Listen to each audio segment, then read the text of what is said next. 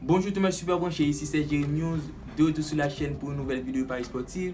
Et après les 6 matchs des éliminatoires pronostiqués hier. Aujourd'hui, on fait place à nos 6 pronostics des éliminatoires du 2 septembre 2021. 6 matchs que je vais analyser avec vous et par la suite, je vais vous donner mes pronostics. Comme je le dis si souvent, on reste sur une très grosse série les gars de pronostics gagnés sur la chaîne avec plus de 80% de réussite. Donc si vous êtes nouveau sur la chaîne, c'est le moment idéal de vous abonner puisqu'il y a une tonne de pronostics sur la chaîne, des matchs de Serie A, des matchs de Bundesliga et Ligue 1. Donc c'est dans votre intérêt de vous abonner maintenant les gars. Pour tous ceux qui ne me connaissent pas, le nom c'est Jérémy Wilner, je suis un passionné de foot. Et comme chaque semaine, je vous analyse chaque rencontre et par la suite je vous propose mon pronostic sécurisé suivi d'un score. Si vous voulez plus de pronostics de ce genre les gars, je vous invite maintenant à nous rejoindre notre groupe de Telegram ou le groupe de WhatsApp. C'est là-bas qu'on pronostique tous les résultats des matchs, nos petits combinés. Le lien se trouve en description. N'oubliez pas, on est aussi sur Instagram sous le nom de Jérémy News, c'est important. Alors la première rencontre de jeudi opposée à Suède et Espagne pour ces éliminatoires Coupe du Monde. Au niveau du rapport de force, ce sont deux sélections qui se connaissent et qui ont à peu près un niveau de football similaire.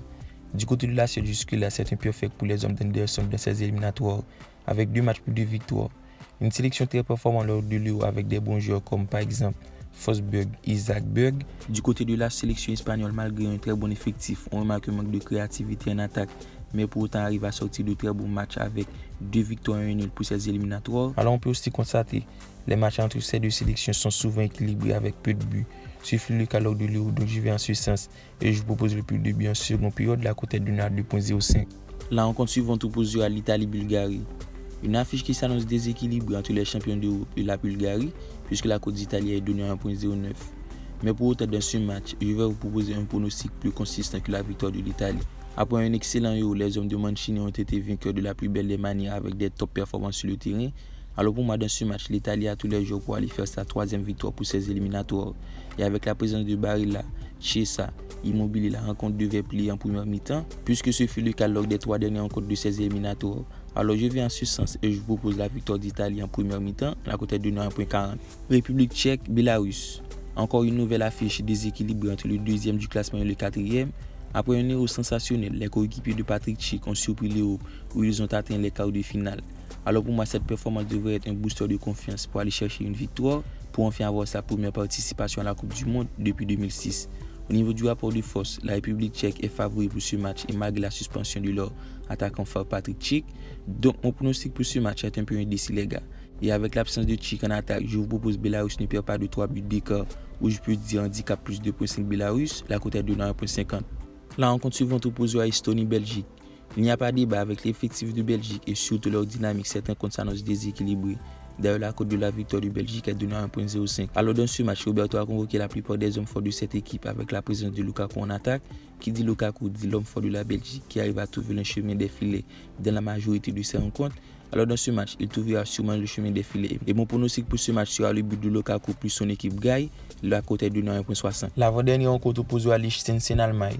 Alors dans ce match, c'est le pire défense avec 10 buts encaissés pour 2 buts marqués qui reçoit les Allemands d'Antiflick pour cette 4e rencontre des éliminatoires. Après 3 matchs du côté d'Allemagne, lors de ces éliminatoires, c'est en total 2 victoires et une défaite et se retrouve en 3e position. Selon moi, dans cette partie, ça va être le plus déséquilibré que possible puisque les Allemands ont à cœur de prendre la tête du classement.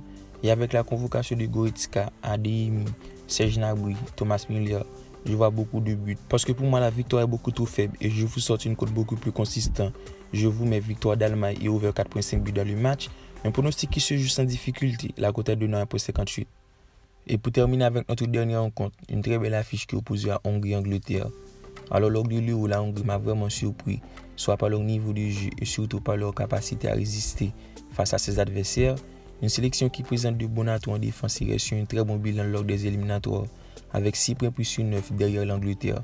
Alors que de l'autre côté, les coéquipiers de Kane restent sur une très grosse dynamique avec 5 victoires et 2 nuls lors de l'Euro et n'étaient pas passés loin d'être champions.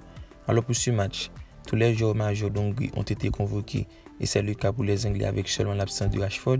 Selon moi, cette rencontre sera très intéressant à regarder et peut-être va se débloquer en seconde période. D'ailleurs, ce fut le cas dans la majorité des rencontres d'Hongrie. Et dans ce match, je vois un scénario similaire et je pense que l'Angleterre va gagner en seconde période.